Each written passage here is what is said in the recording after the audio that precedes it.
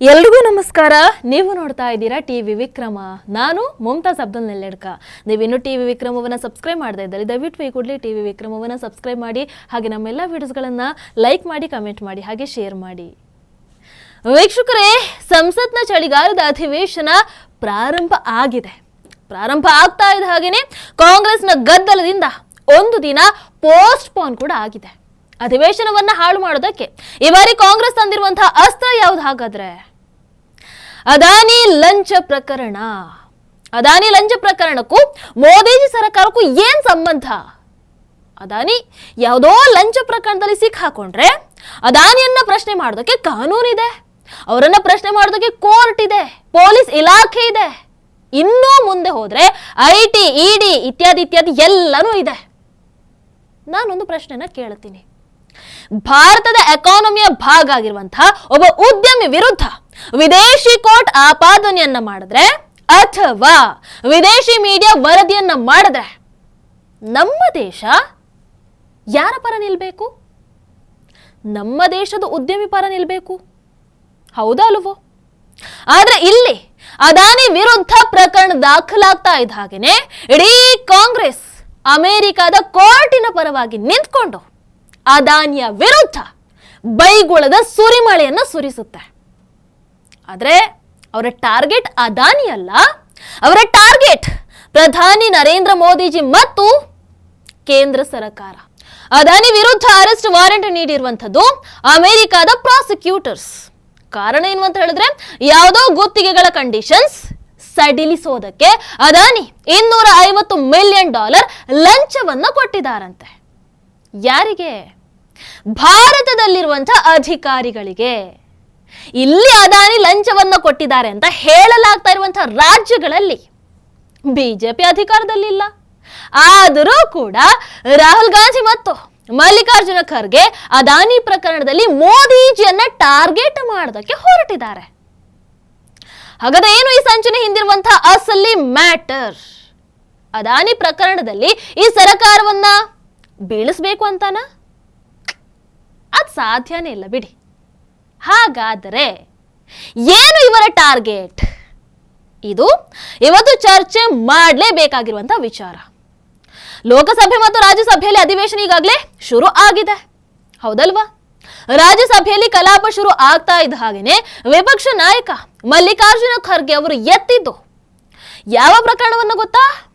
ಅದಾನಿ ಪ್ರಕರಣವನ್ನ. ಅದಾನಿ ಲಂಚದ ಪ್ರಕರಣದ ಬಗ್ಗೆ ಚರ್ಚೆಯನ್ನ ಮಾಡೋದಕ್ಕೆ ಅವಕಾಶವನ್ನ ಕೊಡಬೇಕು ಹೀಗಂತ ಸಭಾಪತಿ ಧನಕರ್ ಅವರನ್ನ ಮಲ್ಲಿಕಾರ್ಜುನ ಖರ್ಗೆ ಅವರು ಆಗ್ರಹ ಮಾಡ್ತಾರೆ. ಆದ್ರೆ ಈ ಬಾರಿ ಅಧಿವೇಶನದಲ್ಲಿ ಚರ್ಚೆ ಮಾಡೋದಕ್ಕೆ ಬಹಳಷ್ಟು ಪ್ರಮುಖವಾದಂತಹ ವಿಚಾರಗಳಿವೆ.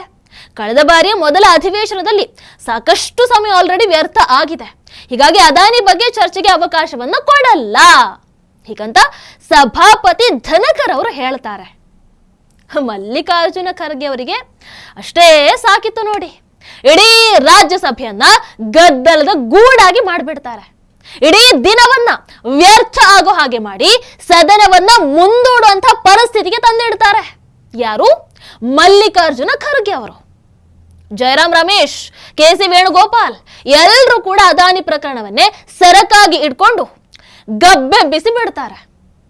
ಇದನ್ನ ಜಾಯಿಂಟ್ ಪಾರ್ಲಿಮೆಂಟರಿ ಕಮಿಟಿ ಮೂಲಕ ತನಿಖೆ ಮಾಡಿಸಲೇಬೇಕು ಅಂತ ಹಠ ಬೇರೆ ಹಿಡಿತಾರೆ. ಅದಾನಿ ವಿರುದ್ಧ ಭಾರತದಲ್ಲಿ ಯಾವುದೇ ಪ್ರಕರಣ ದಾಖಲಾಗಿಲ್ಲ.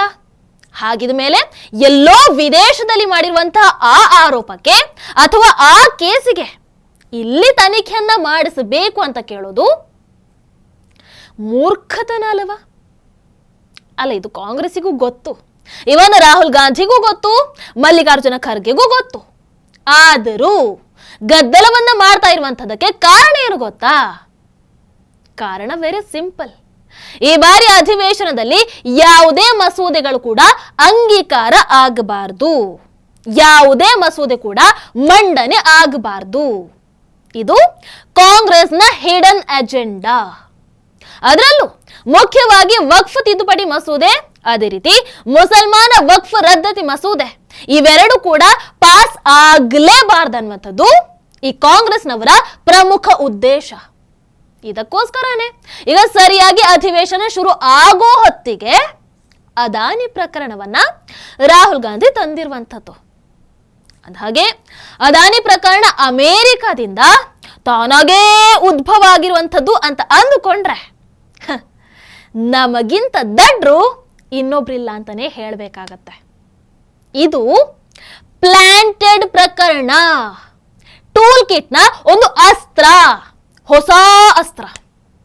ಸರಿಯಾಗಿ ಅಧಿವೇಶನದ ಹೊತ್ತಲ್ಲಿ ಬೆಂಕಿಯನ್ನ ಹಚ್ಚಲೇಬೇಕು ಅಂತ ರಾಹುಲ್ ಗಾಂಧಿ ತಮ್ಮ ಆಪ್ತ ಜೀವ ಯಾರು ಹೇಳಿ, ಜಾರ್ಜ್ ಸೋರೋಸ್ ಮೂಲಕ ಹೆಣೆದಿರುವಂತಹ ಷಡ್ಯಂತರ ಇದು. ಜಸ್ಟ್ ಒಂದ್ಸಲ ನೀವು ರೀಸೆಂಟ್ ಹಿಸ್ಟ್ರಿ ಕಡೆಗೆ ನೋಡ್ಕೊಂಡು ಬನ್ನಿ.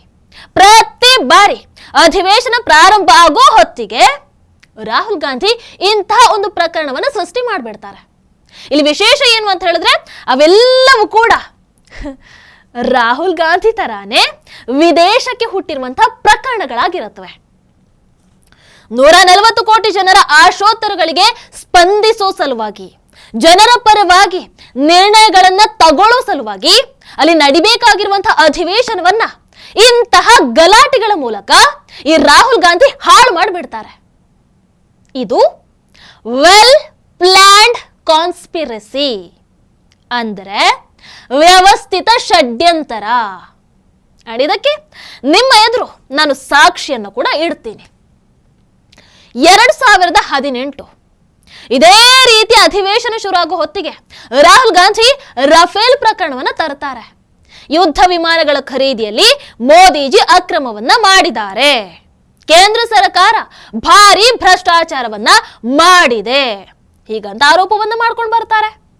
ಅಧಿವೇಶನವನ್ನ ಹಾಳು ಮಾಡುವಂತಹ ಸರ್ವ ಪ್ರಯತ್ನಗಳು ಕೂಡ ಅವತ್ತು ನಡೆಯುತ್ತೆ. ಆದ್ರೆ ಆ ನಂತರ ಅದು ಸುಳ್ಳು ಆರೋಪ ಅಂತ ನ್ಯಾಯಾಲಯವೇ ರಾಹುಲ್ ಗಾಂಧಿಗೆ ಚೀಮಾರಿಯನ್ನು ಕೂಡ ಹಾಕತ್ತೆ. ಇನ್ನು 2020 ರಾಹುಲ್ ಗಾಂಧಿ ಮತ್ತೆ ಇದೇ ರೀತಿಯಾದಂತಹ ಒಂದು ಹೊಸ ವಿದೇಶಿ ಅಸ್ತ್ರವನ್ನ ಹಿಡ್ಕೊಂಡು ಬರ್ತಾರೆ. ಪೆಗಾಸಸ್ ಸ್ಪೈವೇರ್ ಮೂಲಕ ಡೇಟಾವನ್ನ ಕದೀತಾ ಇದ್ದಾರೆ ಅಂತ ಆರೋಪವನ್ನ ಮಾಡ್ತಾರೆ. ಇದನ್ನು ಕೂಡ ದೊಡ್ಡ ಹಂತಕ್ಕೆ ತಗೊಂಡು ಹೋಗುವಂತಹ ಸರ್ವ ಪ್ರಯತ್ನವನ್ನು ಕೂಡ ಮಾಡ್ತಾರೆ. ಆದ್ರೆ ಇದು ಕೂಡ ಫ್ಲಾಪ್ ಶೋ ತರ ಆಗುತ್ತೆ, ಜಸ್ಟ್ ಲೈಕ್ ರಾಹುಲ್ ಗಾಂಧಿ. ಇನ್ನು 2023ರಲ್ಲಿ OCCRP ಮೂಲಕ ಮತ್ತೆ ರಾಹುಲ್ ಗಾಂಧಿ ಪ್ರತ್ಯಕ್ಷ ಆಗ್ತಾರೆ. OCCRP ಅಂತ ಅಂದ್ರೆ organised crime and corruption report project. George Soros fund ಮಾಡುವಂತಹ ಈ ಸಂಸ್ಥೆ ಮೂಲಕ ರಾಹುಲ್ ಗಾಂಧಿ ಒಂದೊಂದೇ ಕಥೆಯನ್ನ ಕಟ್ಟಿ ಬಿಡೋದಕ್ಕೆ ಪ್ರಾರಂಭ ಮಾಡ್ತಾರೆ. ಅದನ್ನು ಕೂಡ ಅವರು ಸರಿಯಾಗಿ ಅಧಿವೇಶನದ ಹೊತ್ತಲ್ಲೇ ಕಿಡಿ ಹೊತ್ತಿಸಿದ್ದು. 2024 ಮಾನ್ಸೂನ್ ಅಧಿವೇಶನದ ಟೈಮಲ್ಲಿ ರಾಹುಲ್ ಗಾಂಧಿ ಯಾವ ಇಶ್ಯೂ ಅನ್ನು ಹುಟ್ಟಾಕ್ತಾರೆ ಗೊತ್ತಾ? ನೆನಪಿದೆ ನಿಮಗೆ? Yes, Hindenburg report. Adani, Nirmala Sitharaman, Modiji ಹೀಗೆ ಎಲ್ಲರನ್ನ ಕೂಡ ಇದರ ಅಡಿಯಲ್ಲಿ ಸಿಕ್ಕಾಕಿಸುವಂತಹ ಪ್ರಯತ್ನವನ್ನ ಮಾಡ್ತಾರೆ. ಅಷ್ಟೇ ಅಲ್ಲ, ಇಂಡಿಯನ್ ಎಕಾನಮಿಯನ್ನ ಶೇಕ್ ಮಾಡುವಂತಹ ಸರ್ವ ಪ್ರಯತ್ನಕ್ಕೂ ಕೂಡ ಕೈಯನ್ನ ಹಾಕ್ತಾರೆ. ಆದ್ರೆ ಹಿಂಡನ್ಬರ್ಗ್ ರಿಪೋರ್ಟ್ನ ಅಸಲಿಯತ್ತು ಕೂಡ ಆದಷ್ಟು ಬೇಗ ಅದು ಬಯಲಾಯಿತು. ರಾಹುಲ್ ಗಾಂಧಿಗೆ ಅದಾನಿಯನ್ನಾಗ್ಲಿ ಮೋದಿಜಿಯನ್ನಾಗ್ಲಿ ಹೊಡೆಯೋದಕ್ಕೆ ಆಗ್ಲಿಲ್ಲ.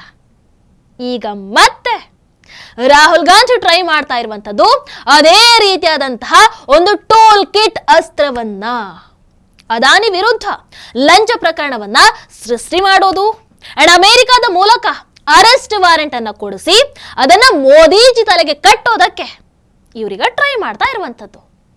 ಅದನ್ನೇ ಪ್ರಮುಖವಾದಂತ ಇಶ್ಯೂ ರೀತಿ ಮಾಡಿ ಅಧಿವೇಶನದಲ್ಲಿ ಆ ಇಶ್ಯೂ ಅನ್ನ ರೈಸ್ ಮಾಡಿ ಇಡೀ ಕಲಾಪವನ್ನ ಹಾಳು ಮಾಡಿ ಯಾವುದೇ ಮಸೂದೆ ಅಲ್ಲಿ ಜಾರಿ ಆಗದೇ ಇರೋ ಹಾಗೆ ನೋಡ್ಕೊಳ್ಳುವಂಥದ್ದು. ಇದು ಈಗ ಕಾಂಗ್ರೆಸ್ಗೆ ಇರುವಂತಹ ಸದ್ಯದ ಎಜೆಂಡಾ. NDA ಸರ್ಕಾರದ ವಿರುದ್ಧ ಮಾಡೋದಕ್ಕೆ ಯಾವುದೇ ಹಗರಣ ಇಲ್ಲ, ಯಾವುದೇ ಭ್ರಷ್ಟಾಚಾರ ಇಲ್ಲ, ಯಾವುದೇ ಆಡಳಿತ ವೈಫಲ್ಯ ಇಲ್ಲ. ಈ ಮಣಿಪುರ, ಕುಸ್ತಿಪಟು ವಿವಾದ, ರೈತರ ಪ್ರತಿಭಟನೆ ಇವೆಲ್ಲವೂ ಕೂಡ ವರ್ಕ್ ಆಗಿಲ್ಲ ಅಂಡ್ ತುಂಬಾ ಹಳೇದಾಗ್ಬಿಡ್ತು. ಸೊ ಬೇರೆ ಏನು ಮಾಡಬಹುದು ಅಂತ ಯೋಚಿಸ್ತಾ ಇದ್ದಾಗ ಜಾರ್ಜ್ ಸೋರೋಸ್ ಇಂತಹ ಒಂದು ಪ್ಲಾನ್ ಅನ್ನ ಸಿದ್ಧ ಮಾಡ್ತಾರೆ. ಅದನ್ನ ಎರಡೂ ಕೈಯಿಂದ ಬಾಚ್ಕೊಳ್ಳುವಂತಹ ಕಾಂಗ್ರೆಸ್ ಅಧಿವೇಶನದ ದಿನ ಎರಡೂ ಸದನಗಳಲ್ಲಿ ಗಲಾಟೆಯನ್ನ ಬಹಳ ಚೆನ್ನಾಗಿ ಶುರು ಮಾಡುತ್ತೆ. ಇದರ ಪರಿಣಾಮ ಏನಾಗುತ್ತೆ ಹಾಗಾದ್ರೆ? ಮಸೂದೆಗಳ ಬಗ್ಗೆ ಚರ್ಚೆ ಸಾಧ್ಯ ಆಗಲ್ಲ. ಹೊಸ ವಿಚಾರಗಳು, ಅಭಿವೃದ್ಧಿ ಕೆಲಸಗಳ ಬಗ್ಗೆ ನಿರ್ಣಯವನ್ನು ತಗೊಳ್ಳುವಂಥದ್ದು ಇದ್ಯಾವುದು ಆಗಲ್ಲ. ಸಂಸತ್ ಅಧಿವೇಶನ ಫ್ಲಾಪ್ ಆಗುತ್ತೆ. ಇದು ಕಾಂಗ್ರೆಸ್ನ ಐಡಿಯಾ. ವೀಕ್ಷಕರೇ, ಸದನದಲ್ಲಿ ಈಗ ಮಂಡನೆಗೆ ಸಿದ್ಧವಾಗಿರುವಂಥದ್ದು ಒಟ್ಟು 16 ಮಸೂದೆಗಳು. ಅದರಲ್ಲಿ ಅತಿ ಮುಖ್ಯವಾಗಿರುವಂಥದ್ದು ನಿಮಗೆಲ್ಲರಿಗೂ ಗೊತ್ತಿರೋ ಹಾಗೆ ವಕ್ಫ್ ತಿದ್ದುಪಡಿ ಮಸೂದೆ ಅಂಡ್ ಮುಸ್ಲಿಂ ವಕ್ಫ್ ರದ್ದತಿ ಮಸೂದೆ. ಅದನ್ನ ಬಿಟ್ರೆ ಇನ್ನೊಂದು ಮುಖ್ಯವಾದಂತಹ ಮಸೂದೆ ಇದೆ, one nation one election. Congress ಈಗ ತಡೆಯೋದಕ್ಕೆ ಹೊರಟಿರೋದೇ ಈ 3 ಮಸೂದೆಗಳನ್ನ. ಇದು ಬಿಟ್ಟು ಇನ್ನು ಕರಾವಳಿ ನೌಕಾಯಾನ ಮಸೂದೆ, ಭಾರತೀಯ ವಾಯುಯಾನ ಮಸೂದೆ, ಮರ್ಚೆಂಟ್ ಶಿಪ್ಪಿಂಗ್ ಮಸೂದೆ, ಸಹಕಾರ ವಿಶ್ವವಿದ್ಯಾಲಯ ಸ್ಥಾಪನೆ ಮಸೂದೆ, ಪಂಜಾಬ್ ನ್ಯಾಯಾಲಯಗಳ ಮಸೂದೆ, ರೈಲ್ವೆ ತಿದ್ದುಪಡಿ ಮಸೂದೆ, ಬ್ಯಾಂಕಿಂಗ್ ತಿದ್ದುಪಡಿ ಮಸೂದೆ, ಹೀಗೆ 16 ಮಸೂದೆಗಳು ಮಂಡನೆಗೆ ಅದೇ ರೀತಿ ಅಂಗೀಕಾರಕ್ಕೆ ಸಿದ್ಧವಾಗಿದೆ. ಇದಕ್ಕೆ ಅಡ್ಡಗಾಲು ಹಾಕೋದು ಕಾಂಗ್ರೆಸ್ನ ಉದ್ದೇಶ. ಅದಕ್ಕಾಗಿ ಅದಾನಿ ಪ್ರಕರಣವನ್ನ ರಾಜಕೀಯಕ್ಕೆ ತಳುಕು ಹಾಕೋದಕ್ಕೆ ಬಂದಿರುವಂಥದ್ದು. ಹೇಗಾದ್ರೂ ಮಾಡಿ ವಕ್ಫ್ ಮಸೂದೆಯನ್ನ ಮುಂದಿನ ಅಧಿವೇಶನದ ತನಕ ತಳ್ಳಲೇಬೇಕನ್ನುವಂಥದ್ದು ಕಾಂಗ್ರೆಸ್ನ ಇನ್ನೊಂದು ಪ್ಲಾನ್. ಇದಕ್ಕೂ ಈಗ ಎಲ್ಲ ಸಿದ್ಧತೆಯನ್ನು ಅವರು ಮಾಡ್ಕೊಂಡಿದ್ದಾರೆ. ಆದರೆ ಮೋದಿಜಿ ಅಂಡ್ ಟೀಮ್ ಸರಿದಾರಿಯಲ್ಲೇ ನಡೀತಾ ಇರೋದರಿಂದ ಇವರ ಯಾವ ಗದ್ದಲಗಳಿಂದ ಕೂಡ ವಿಚಲಿತರಾಗೋದಕ್ಕೆ ಸಾಧ್ಯ ಇಲ್ಲ. ಈ ಬಾರಿ ವಕ್ಫ್ ತಿದ್ದುಪಡಿ ಮಸೂದೆಯನ್ನ ತಡೆಯೋದಕ್ಕೆ ರಾಹುಲ್ ಗಾಂಧಿ ಅಲ್ಲ, ಅವರ ಅಜ್ಜಿ ಅಥವಾ ಅವರ ಮುತ್ತಾತ ಕೂಡ ಮತ್ತೆ ಹುಟ್ಟಿ ಬಂದ್ರು ಅದು ಸಾಧ್ಯ ಇಲ್ಲ. ಇದನ್ನ ಸವಾಲು ಅಂತಾನೆ ಅನ್ಕೊಂಡ್ರು. ಓಕೆ, ರಾಹುಲ್ ಗಾಂಧಿಗೆ ತಾಕತ್ತಿದ್ದರೆ ಈ ಸಲ ಮಸೂದೆ ಅಂಗೀಕಾರವನ್ನ ಸಾಧ್ಯ ಆದರೆ ತಡೆದು ತೋರಿಸ್ಬಿಡ್ಲಿ. ಮೋದಿಜಿನೋ ರಾಹುಲ್ ಗಾಂಧಿನೋ ಅಂತ ನೋಡೇ ಬಿಡೋಣ. ಹೌದಲ್ವೋ? ನೀವೇನಂತೀರಿ? ದಯವಿಟ್ಟು ಕಾಮೆಂಟ್ ಮೂಲಕ ತಿಳಿಸಿ. ಹಾಗೆ ವಿಡಿಯೋ ನಿಮಗೆ ಇಷ್ಟ ಆದಲ್ಲಿ ಲೈಕ್ ಮಾಡಿ, ಶೇರ್ ಮಾಡಿ. ನಮಸ್ಕಾರ. ಟಿವಿ ವಿಕ್ರಮ, ದೇಶ ನಿಮ್ಮ ಕೈಯಲ್ಲಿ. ಈ ಕಾರ್ಯಕ್ರಮ ನಿಮಗೆ ಇಷ್ಟ ಆಗಿದ್ದಲ್ಲಿ ಲೈಕ್, ಶೇರ್ ಹಾಗೂ ಕಮೆಂಟ್ ಮಾಡಿ. ಟಿವಿ ವಿಕ್ರಮದ ಕಾರ್ಯಕ್ರಮಗಳನ್ನು ನಿರಂತರವಾಗಿ ವೀಕ್ಷಿಸಲು ಸಬ್ಸ್ಕ್ರೈಬ್ ಮಾಡಿ, ಬೆಲ್ ಐಕನ್ ಒತ್ತಿ.